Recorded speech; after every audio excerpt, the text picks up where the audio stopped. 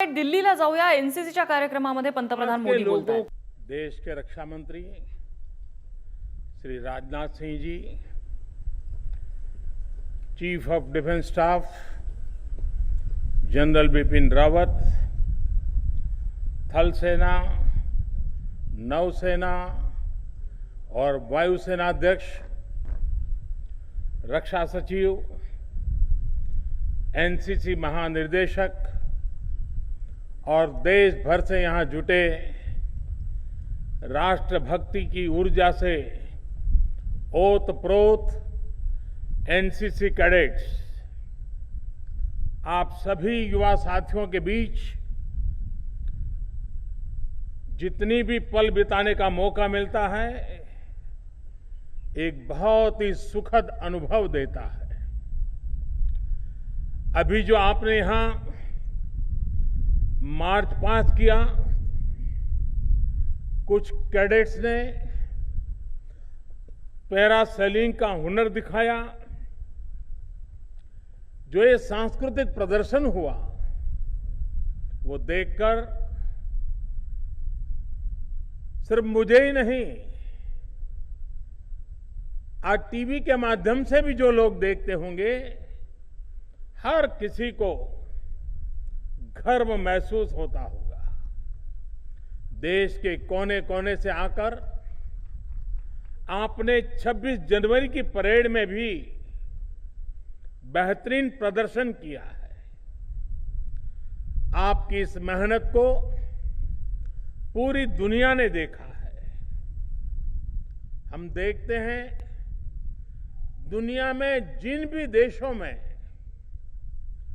समाज जीवन में अनुशासन होता है, ऐसे देश सभी क्षेत्रों में अपना परचम लहराते हैं।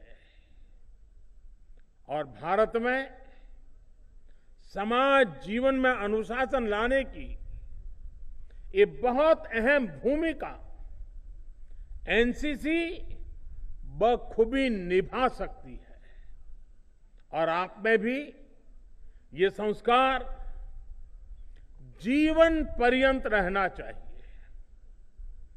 एनसीसी के बाद भी अनुशासन की ये भावना आपके साथ रहनी चाहिए। इतना ही नहीं, आप अपने आसपास के लोगों को भी निरंतर इसके लिए प्रेरित करेंगे तो भारत का समाज इससे मजबूत होगा, देश मजबूत होगा। साथियों, दुनिया के सबसे बड़े यूनिफॉर्म यूथ ऑर्गेनाइजेशन के रूप में एनसीसी ने अपनी जो छवि बनाई है, वो दिनों दिन और मजबूत होती जा रही है। और जब मैं आपके प्रयास देखता हूं तो मुझे बहुत खुशी मिलती है। आप पर भरोसा और मजबूत होता है। शौर्य और सेवा भाव भारतीय परंपरा को जहां बढ़ाया जा रहा है, वहां एनसीसी कैडेट नजर आता है। जहां संविधान के प्रति लोगों में जागरूकता पैदा करने का अभियान चल रहा है, वहां भी एनसीसी कैडेट्स दिखते हैं। पर्यावरण को लेकर कुछ अच्छा काम हो रहा है, जल संरक्षण या स्वच्छता से जुड़ा कोई अभियान हो, तो वहां एनसीसी के कैडेट जरूर नजर आते हैं। संकट के समय में आप सभी जिस अद्भुत तरीके से, संगठित तरीके से काम करते हैं, उसके उदाहरण बाकी जगह पर बहुत कम देखने को मिलते हैं। बाढ़ हो या दूसरी आपदा, बीते वर्ष एनसीसी के कैडेट्स ने मुश्किल में फंसे देशवासियों की राहत और बचाव में सहायता की है। कोरोना के इस पूरे कालखंड में लाखों लाख कैडेट्स ने देश भर में जिस प्रकार प्रशासन के साथ मिलकर, समाज के साथ मिलकर काम किया है, वो प्रशंसनीय है। हमारे संविधान में जिन नागरिक कर्तव्यों की बात कही गई है, जिनकी हमें से अपेक्षा की गई है, वो निभाना सभी का दायित्व है। हम सभी इसके साक्षी हैं कि जब सिविल सोसाइटी, स्थानीय नागरिक अपने कर्तव्यों पर बल देते हैं, तब बड़ी से बड़ी चुनौतियों को भी हल किया जा सकता है। जैसे आप भी भली भांति जानते हैं कि हमारे देश में एक समय में नक्सलवाद, माओवाद कितनी बड़ी समस्या थी। देश के सैकड़ों जिले इससे प्रभावित थे, लेकिन स्थानीय नागरिकों का कर्तव्य भाव और हमारे सुरक्षा बलों का शौर्य साथ आया तो नक्सलवाद की कमर टूटनी शुरू हो गई। अब देश के कुछ गिनती के जिलों में ही नक्सलवाद सिमट कर रह गया है। अब देश में न सिर्फ नक्सली हिंसा बहुत कम हुई है, लेकिन अनेकों युवा हिंसा का रास्ता छोड़कर विकास के कार्यों में जुड़ने लगे हैं। एक नागरिक के तौर पर अपने कर्तव्यों को प्राथमिकता देने का प्रभाव हमने इस कोरोना काल में भी देखा है। जब देश के लोग एकजुट हुए, अपना दायित्व निभाया, तो देश कोरोना का अच्छी तरह मुकाबला भी कर पाया। साथियों, ये कालखंड चुनौतीपूर्ण तो रहा, पर ये अपने साथ अवसर भी लाया। अवसर चुनौतियों से निपटने का, विजयी बनने का। अवसर देश के लिए कुछ कर गुजरने का। अवसर देश की क्षमताएं बढ़ाने का। अवसर आत्मनिर्भर बनने का। अवसर साधारण से असाधारण, असाधारण से सर्वश्रेष्ठ बनने का। इन सब लक्ष्यों की प्राप्ति में भारत की युवा शक्ति की भूमिका और युवा शक्ति का योगदान सबसे महत्वपूर्ण है। आप सभी के भीतर भी मैं एक राष्ट्र सेवक के साथ ही एक राष्ट्र रक्षक भी देखता हूं। इसलिए सरकार ने विशेष प्रयास किया है कि एनसीसी की भूमिका, उसका और विस्तार किए जाए।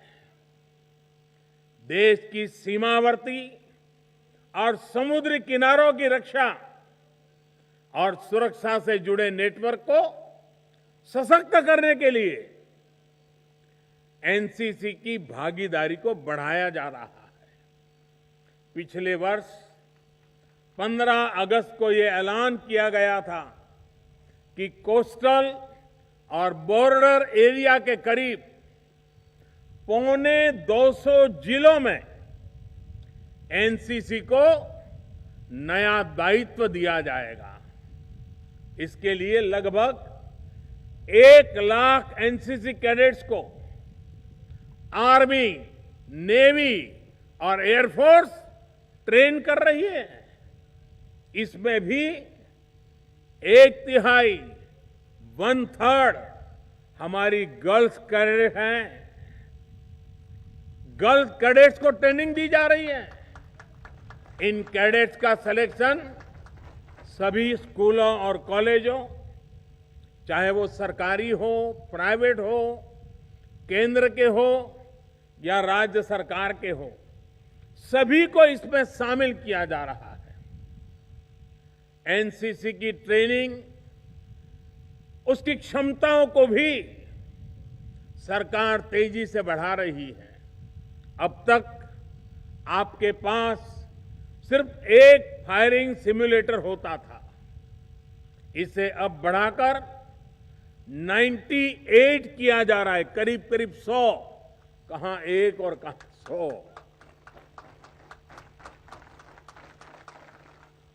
माइक्रो लाइट फ्लाइट सिम्युलेटर, उसको भी 5 से बढ़ाकर 44 और रोविंग सिम्युलेटर को 11 से बढ़ाकर 60 किया जा रहा है। ये आधुनिक सिम्युलेटर्स एनसीसी ट्रेनिंग की क्वालिटी को और सुधारने में मदद करेंगे। साथियों, ये आयोजन अभी जिस ग्राउंड पर हो रहा है, उसका नाम फील्ड मार्शल के.एम. करियप्पा जी के नाम पर है। वो भी आपके लिए बड़ी प्रेरणा है। करियप्पा जी का जीवन शौर्य की अनेक गाथाओं से भरा हुआ है। 1947 में उनके रणनीतिक कौशल की वजह से भारत को युद्ध में निर्णायक बढ़त मिली थी। आज फील्ड मार्शल के.एम. करियप्पा जी की जन्म जयंती है। मैं सभी देशवासियों की तरफ से, आप एनसीसी के कैडेट्स की तरफ से उन्हें आदरपूर्वक श्रद्धांजलि अर्पित करता हूं। आप में से भी अनेक साथियों की ये प्रबल इच्छा होगी कि आप भारत की डिफेंस फोर्सेस का हिस्सा बने। आप सभी में वो सामर्थ्य भी है और सरकार आपके लिए अवसर भी बढ़ा रही है। विशेष रूप से गर्ल्स कैडेट्स को मैं आग्रह से कहूंगा कि आपके लिए अब ये अवसर, अनेक अवसर आपका इंतजार कर रहे हैं। मैं अपने सामने भी देख पा रहा हूं और आंकड़े भी बताते हैं कि बीते वर्षों में एनसीसी में गर्ल्स कैडेट्स में करीब करीब 35% की बढ़ोतरी हुई है। अब हमारी फोर्सेस के हर फ्रंट को आपके लिए खोला जा रहा है।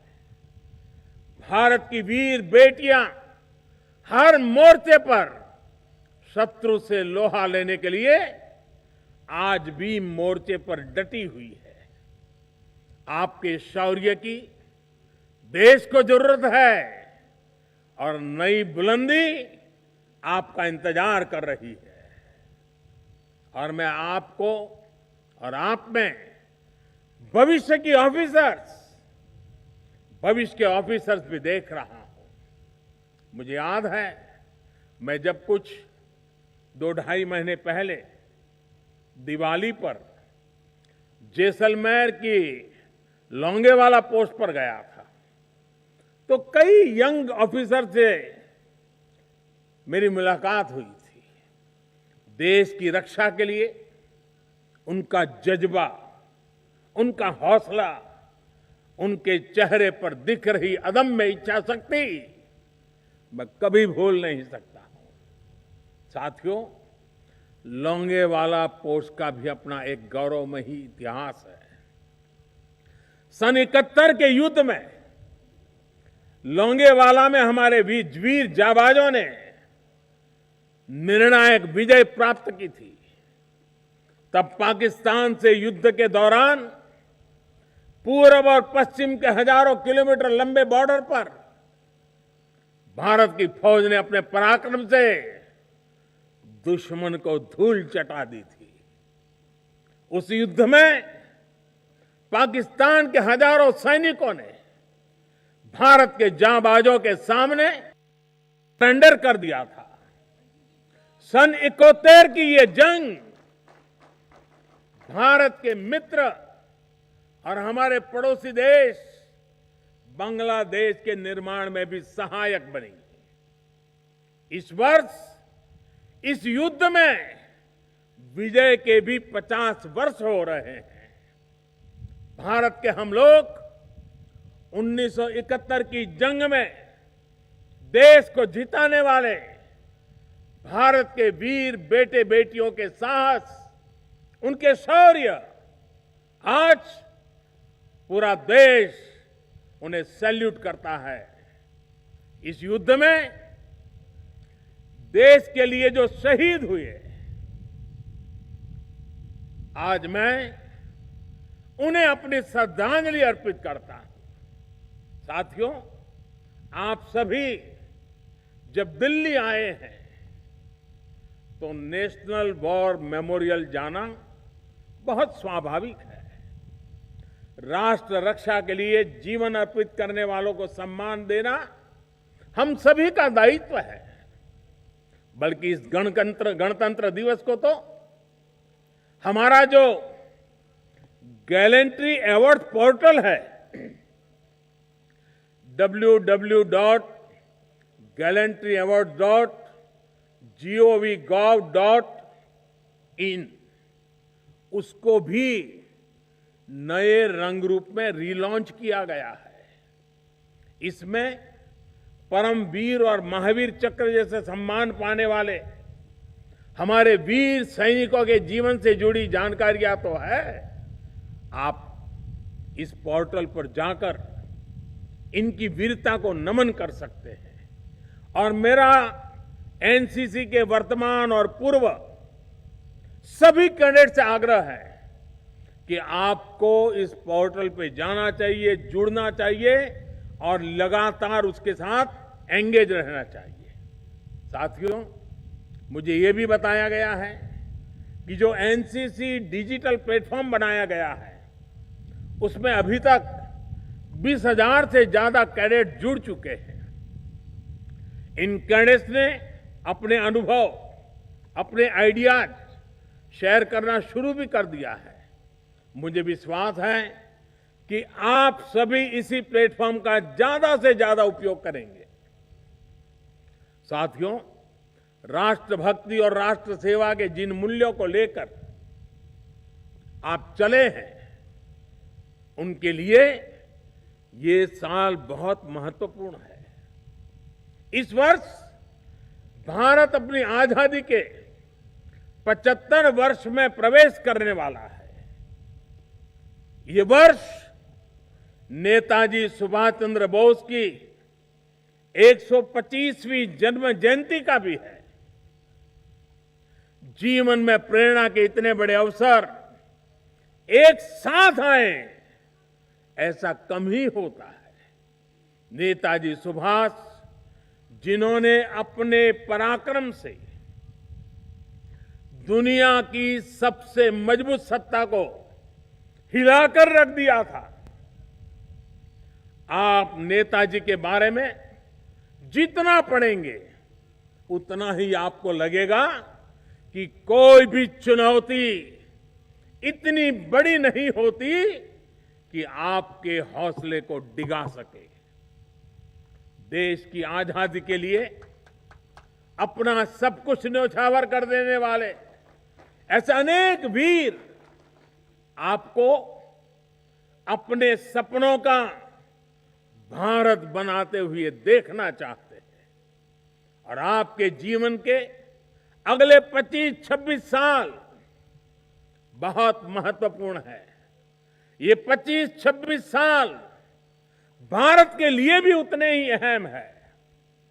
वर्ष 2047 में जब देश अपनी स्वतंत्रता के 100 वर्ष पूरे करेगा, तब आपके आज के प्रयास भारत की इस यात्रा को मजबूती देंगे। यानी ये वर्ष एक कैडेट के रूप में और नागरिक के रूप में भी नए संकल्प लेने का वर्ष है।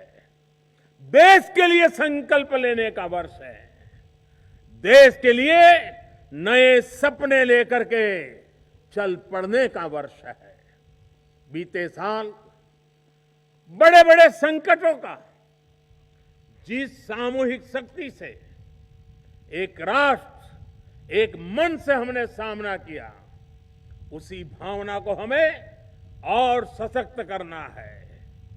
हमें देश की अर्थव्यवस्था पर इस महामारी के जो दुष्प्रभाव पड़े हैं उसको भी पूरी तरह नेस्त नाबूद करना है और आत्मनिर्भर भारत के संकल्प को भी हमें पूरा करके दिखाना है।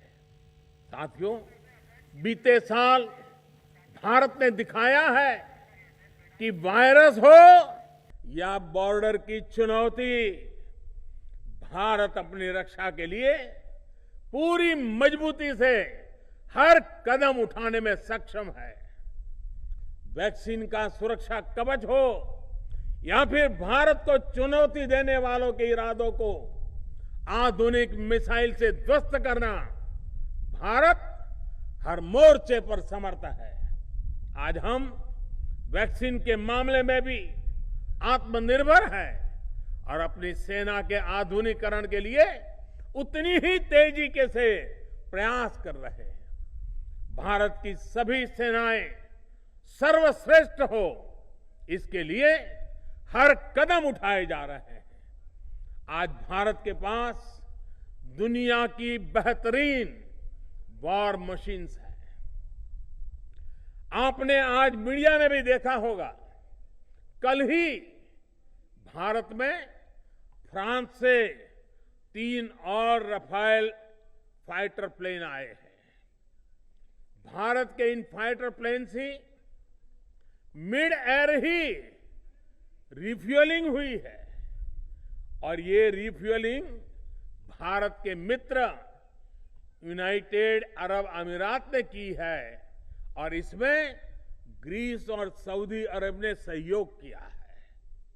ये भारत के खाड़ी देशों के साथ मजबूत होते संबंधों की एक तस्वीर भी है।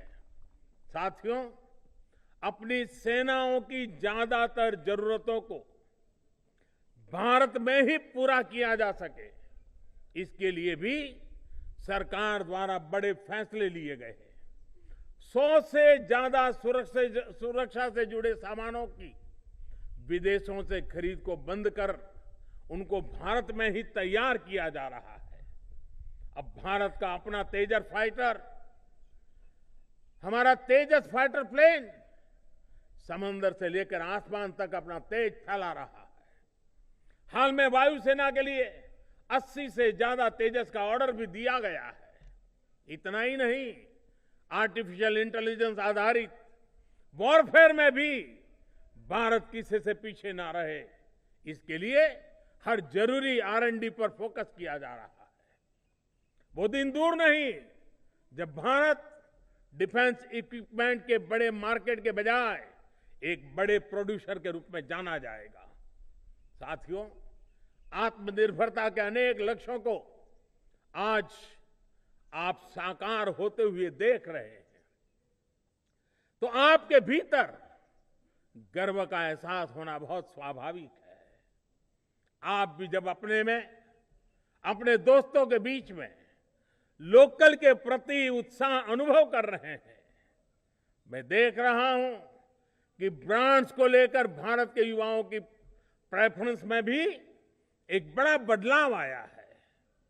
अब आप खादी को ही लीजिए।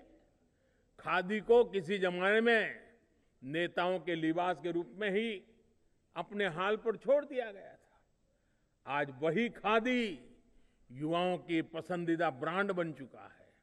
खादी के कुर्ते हो, खादी का जैकेट हो, खादी का दूसरा सामान हो, वो आज युवाओं के लिए फैशन का सिंबल बन चुका है। इसी तरह आज टेक्सटाइल हो या इलेक्ट्रॉनिक्स, फैशन हो या पैशन, त्योहार हो या शादी, लोकल के लिए हर भारतीय वोकल बनता जा रहा है। कोरोना के मुश्किल समय में भी भारत में रिकॉर्ड संख्या में स्टार्टअप्स बने हैं और रिकॉर्ड यूनिकॉर्न देश के युवाओं ने तैयार किए हैं। साथियों, 21वीं सदी में आत्मनिर्भर भारत के लिए आत्मविश्वासी युवा, ये इसकी पहली शर्त है, बहुत जरूरी है। ये आत्मविश्वास फिटनेस से बढ़ता है, एजुकेशन से बढ़ता है, स्किल और उचित अवसरों से आता है। आज सरकार देश के युवाओं के लिए जरूरी इन्हीं पहलुओं पर काम कर रही है और इसके लिए सिस्टम में हमें हर जरूरी रिफॉर्म्स भी किए जा रहे हैं। हजारों अटल टिंकरिंग लैब से लेकर के बड़े आधुनिक शिक्षा संस्थान तक, स्किल इंडिया मिशन से लेकर मुद्रा जैसी योजनाओं तक सरकार हर दिशा में प्रयास कर रही है। आज फिटनेस और स्पोर्ट्स को भारत में अभूतपूर्व प्राथमिकता दी जा रही है। फिट इंडिया अभियान और खेलो इंडिया अभियान देश के गांव-गांव में बेहतर फिटनेस और बेहतर टैलेंट को प्रोत्साहित कर रहा है। फिट इंडिया अभियान और योग को प्रोत्साहन देने के लिए तो एनसीसी में भी विशेष कार्यक्रम चलते हैं।